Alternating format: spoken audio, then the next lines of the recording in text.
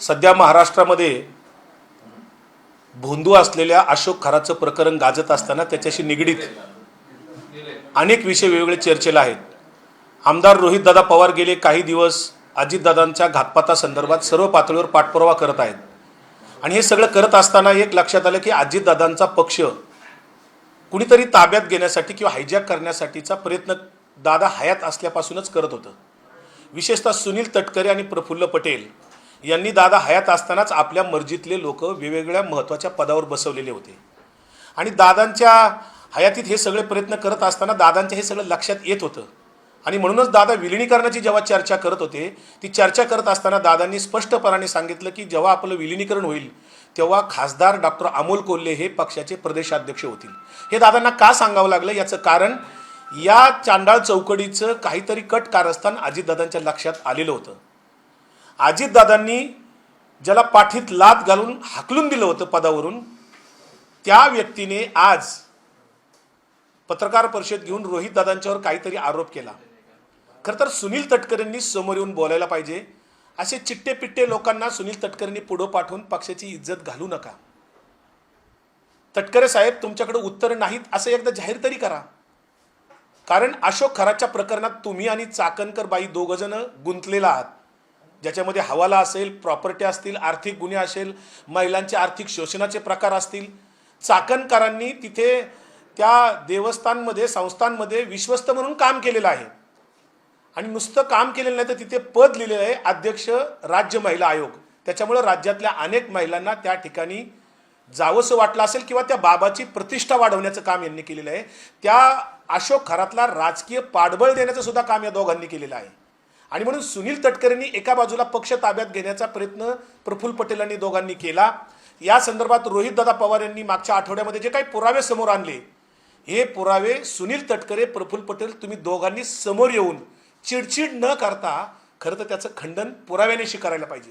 कारण सुनेत्रा वहिनी पवारांनी 10 मार्च 2026 हे पत्र का पाठवलं याचं स्पष्टीकरण तटकरे साहेब तुम्ही स्वतः पुढे या, प्रफुल्ल पटेल तुम्ही पुढे या. आणि हे पत्र का द्यावं लागलं सुनेत्रा वहिनींना? कारण तुमची जी पक्षाची जी मूळ घटना आहे ही घटना आमच्याकडे आहे. पान नंबर 27 वर पक्षाचे फ्रंटल 8 आहेत. यूथचे आहेत, महिला आहे, विद्यार्थी आहे, शेड्यूल कास्ट आहे, अदर बॅकवर्ड क्लास आहेत, पुन्हा मायनॉरिटीज आहेत, सिनियर सिटीजन आहे, स्पोर्ट्स अँड कल्चर आहे, डिसेबल्ड आहे. हे सगळे 8 फ्रंटल होते. हे तुमच्याच पक्षाची घटना सांगते पान नंबर 27 वर.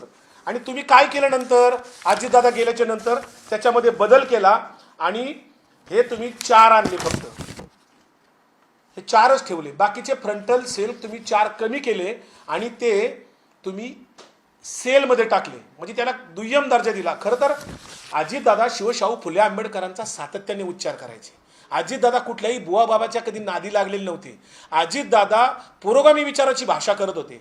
मग त्या शिवशाहू फुले आंबेडकरांना अभिप्रेत असलेला सामाजिक न्याय विभाग असेल, अल्पसंख्याक विभाग असेल किंवा जो कमी केला तुम्ही सामाजिक न्याय, अल्पसंख्याक आणि बॅकवर्ड, ह्या सगळ्या याला तुम्ही कमी केलं आणि दुय्यम लेखलं. म्हणजे तुम्हाला शिवशाहू फुले आंबेडकरांचा विचार नकोय, सर्वधर्म समभावाचा विचार नकोय.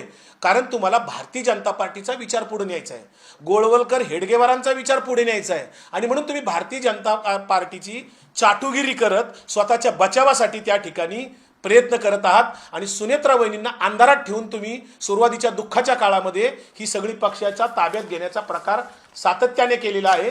हे कागद बोलतायत, आम्ही नाही बोलत आहे. हे का करता तुम्ही? तुम्हाला जनाची नाही मनाची थोडी तरी काहीच वाटत नाही? अरे अजितदादांचे म्हणता तुम्ही, अजितदादांचं नाव घेता आणि अजितदादांच्या राखेच्या कार्यक्रमाला सुद्धा तुम्ही नव्हतात, आम्ही होतो तिथे. आणि ज्या रोहितदादांच्या पवारांच्यावर टीका केली जाते त्या रोहितदादा पवारांनी अजितदादांना न्याय मिळावा म्हणून गेली 2 महिने जंग पछाडले. दिल्लीपर्यंत, कर्नाटकपर्यंत अभ्यास करून प्रॉपर पॉवर पॉईंट प्रेझेंटेशनच्या माध्यमातून सगळ्या चौकशी यंत्रणेंना घाम फोडलेला आहे, सरकारला घाम फोडलेला आहे. सरकारला उत्तर देता येणार. त्या रोहितदादांच्यावर तुम्ही टीका करता. 5 कोटीत तुमचा पक्ष विकला जाऊ शकतो, फक्त 5 कोटीत. अहो 50 खोके एकदम ओके अशी बात इकडे चर्चा आहे आणि इकडे 5 कोटीच्या गप्पा मारता. काहीतरी चिट्टी पिट्ट्यांना पुढं पाठवून सुनील तटकरे तुम्ही पक्षाची इज्जत घालू नका. एक तर रुपाली चाकणकर आणि तुम्ही दोघांनी इज्जत घालवलेलीच आहे. मला नवल वाटतं सुनेत्रा वहिनी हे सगळ्या कट कारस्थानांना कसं सामोरं जात असतील. त्यामुळं हे सगळे तुमचे पक्ष ताब्यात घेण्याचे प्रकार समोर आलेले आहेत. हे आज आम्ही माध्यमांच्या समोरही दाखवतो आणि सुनील तटकरेंनी लवकरात लवकर याच्या संदर्भात स्वतंत्र पत्रकार परिषद घ्यावी. खरं तर पण सुनील तटकरे ह्या सगळ्या संदर्भात अद्यापही बोलत नाहीयेत, परंतु सुनेत्रा पवार यांचं ते 10 मार्चचं पत्र आहे, जे 10 मार्चचं पत्र आहे त्याच्यावरती मात्र प्रश्न विचारल्यावरती त्यांच्याकडनं सांगण्यात येतंय की राष्ट्रवादी काँग्रेस शरदचंद्र पवार पक्षाकडनं अजित पवारांच्या निधनानंतरच लगेचच पुन्हा एकदा विलिनीकरणाची चर्चा सुरू झाली. त्याच्यानंतर पुन्हा पक्ष हायजॅक करण्यात येत होता. त्यामुळे आमच्या नेत्यांना अशा पद्धतीनं सुनेत्रा वहिनींना प्रोटेक्ट करायचं होतं. त्यामुळे त्यांनी घटनेत बदल केला, अशा पद्धतीचा दावा त्यांच्याकडनं करण्यात येतो. खरं तर सुनील तटकरे आम्ही साक्षीदार होतो. बारामतीमध्ये 12 आमदारांना घेऊन एका हॉटेलमध्ये मीटिंग कुणी केली होती, सह्यांची मोहीम कुणी राबवली होती, हे जरा येऊन सांगा समोर. आणि कुणाला पक्ष ताब्यात घ्यायचा आहे? शरद पवार सारखा पहाडासारखा नेता आमच्याकडे आहे ज्याला दिल्ली घाबरते. शरद पवार तुम्हाला कळलेलेच नाहीत, तुम्ही गुंतलेला आहात कुठंतरी आणि म्हणून तुम्ही अस्वस्थ होऊन काही बेताल बडबड करत आहात. खरं तर अजितदादांना न्याय मिळवण्यासाठी तुमचा एकही प्रवक्ता, एकही कुणी माणूस पुढे येऊन बोलत नाही. फक्त अमोल मिटकरी बोलत राहिले, पण बाकी तुमचं कुणीही आलं नाही. जे आता तटकरेंची चमचेगिरी करतायत, हुजरेगिरी करतायत, लांगुल चालन करतायत प्रफुल्ल पटेलांचं, याच लोकांनी मधल्या काळामध्ये आम्हाला असं कळालं की जे काय महामंडळाची रचना आत्ता करायची आहे त्याच्यामध्ये आनंद परांजपे, सुनील तटकरे स्वतंत्रपणे पार्थ पवारांना आणि सुनेत्रा वहिनींना अंधारात ठेवून काही यादी बनवत होते. आजच काहीतरी सुनील तटकरेंची आणि पार्थ पवारांची मीटिंग झाली. याच्यामध्ये पार्थ पवार सुनील तटकरेंना काय बोलले, जरा सुनील तटकरे बाहेर येऊन माध्यमांना सांगाच. खरं तर पण ह्या सगळ्या प्रकरणावरतून आता मात्र तुमचा पक्ष वेगळा आहे आणि त्यांचा पक्ष मात्र वेगळा आहे. खरं तर या सगळ्या संदर्भात सुनेत्रा वहिनींना कुठेतरी फसवलं जात होतं का हे सगळे प्रकार घडवून आणून? अगदी रोहित दादा जर का बोलले नसते, रोहित दादांनी हा विषय जर का अजेंड्यावर आणला नसता तर कदाचित सुनेत्रा वहिनींना सुद्धा काही गोष्टी अंधारात ठेवल्या गेल्या होत्या, त्या कळायला नसत्या, उशिरा कळाल्या असत्या कदाचित. परंतु रोहित दादांच्यामुळं कुठेतरी सुनेत्रा वहिनींना मदत झाली असं त्याच्यातला अर्थ निघतो. कारण या लोकांचे कट कारस्थान हे अनुभवी लोक आहेत. सुनील तटकरे बॅरिस्टर आंतोलेंना सोडून इकडे आलेले आहेत. प्रफुल्ल पटेल दिल्लीत सेटलमेंट म्हणून पाहतात त्यांच्याकडे. हे लोक अजितदादांना न्याय मिळण्यासाठी का बोलले नाहीत? कधीच एकदाही बोलले नाहीत. अजूनही सीबीआयची इन्क्वायरी सुरू झालेली नाही. याचं काय उत्तर देत नाही? आणि रुपाली चाकणकरांच्या बचावासाठी सुनील तटकरे दिल्लीहून तातडीने मुख्यमंत्र्यांना भेटायला कशासाठी आले? सुनील तटकरेंनी रुपाली चाकणकरांना वाचवण्यासाठी गेले 15 दिवस किती प्रयत्न केलेत हे सुद्धा जरा कुठंतरी पुढं आलं पाहिजे. खरं तर SITने सुद्धा त्याच्यामध्ये रुपाली चाकणकरांना सह आरोपी केलं पाहिजे आणि सुनील तटकरेंना सुद्धा सह आरोपी केलं पाहिजे. यांचे सगळे लागे बांधे पार हवाला मार्केट असेल हे सगळे त्याच्यात गुंतलेले आहेत. मुख्यमंत्र्यांनी सुद्धा SITला जरा स्वातंत्र्य द्यावं. देवेंद्र फडणवीसांनी जर स्वातंत्र्य दिलंच SITला तर मला असं वाटतं सुनील तटकरे आणि रुपाली चाकणकर निश्चितपणे जेलमध्ये असतील. परंतु या सगळ्या संदर्भात अर्थात सुनील तटकरे आणि रुपाली चाकणकर यांचं जे काही आर्थिक व्यवहाराचं कनेक्शन आहे ते आज सुषमा अंधारे यांनी पत्रकार परिषदेत सांगितलं आणि त्यांचे आर्थिक व्यवहार कनेक्शन हे रायगडमध्ये देखील उघडकीस आलेले आहेत. रायगडमध्ये कर्मा कन्स्ट्रक्शन प्रोजेक्टमध्ये रुपाली चाकणकरांचे पती निलेश चाकणकर आणि सुनील तटकरे यांचे फ्रंटमॅन म्हणून काम करत असलेले महेंद्र चौधरी यांची LLP मध्ये कर्मा कन्स्ट्रक्शन कंपनी आणि त्या कंपनीने खरं तर नदीपात्रात अनधिकृतपणे इमारत बांधली आहे. त्या इमारतीच्या विरोधात भाजपचे अल्पसंख्याक सेलचे तिथचे प्रदेश सरचिटणीस आहेत बबलू सय्यद हे यांनी मानगाव कोर्टात याचिका सुद्धा दाखल केली आहे. खरं तर हे सगळे विषय जे आहेत हे तपासाचेच आहेत.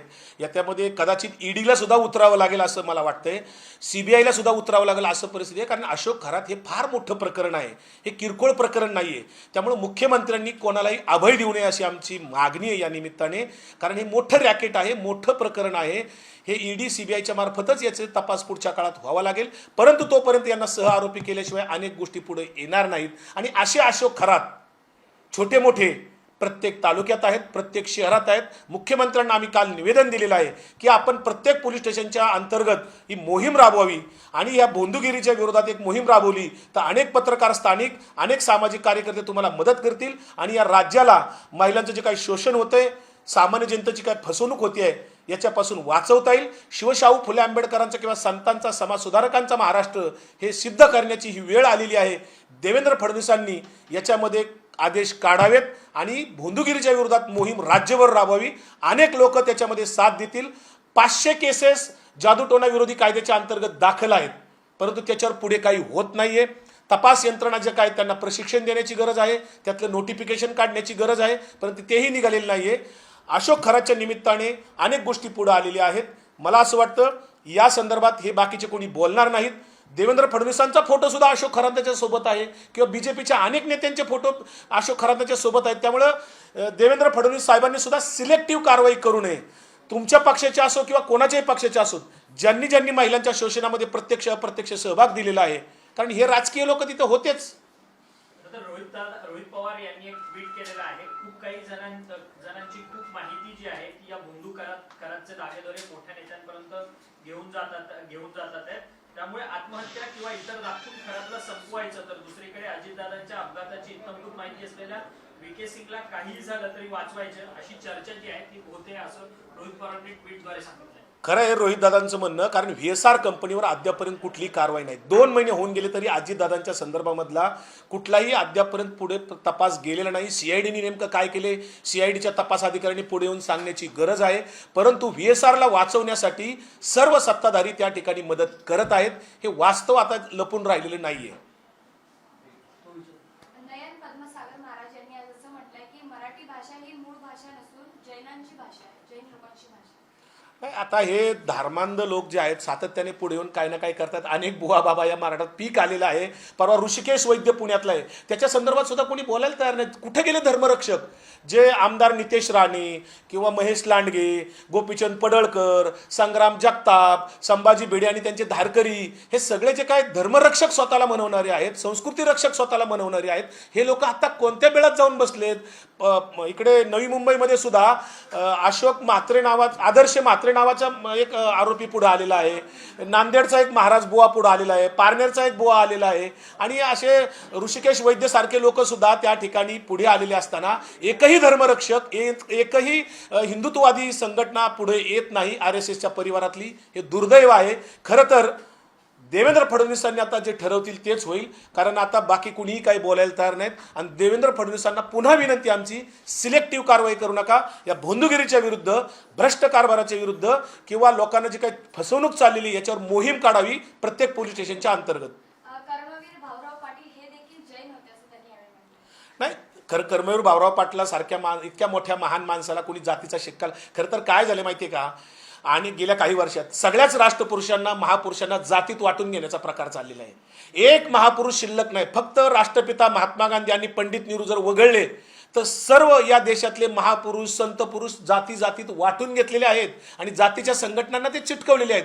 हे सगळ्या राष्ट्रपुरुषांचा, महापुरुषांचा, संत पुरुषांचा खरं तर अवमान आहे.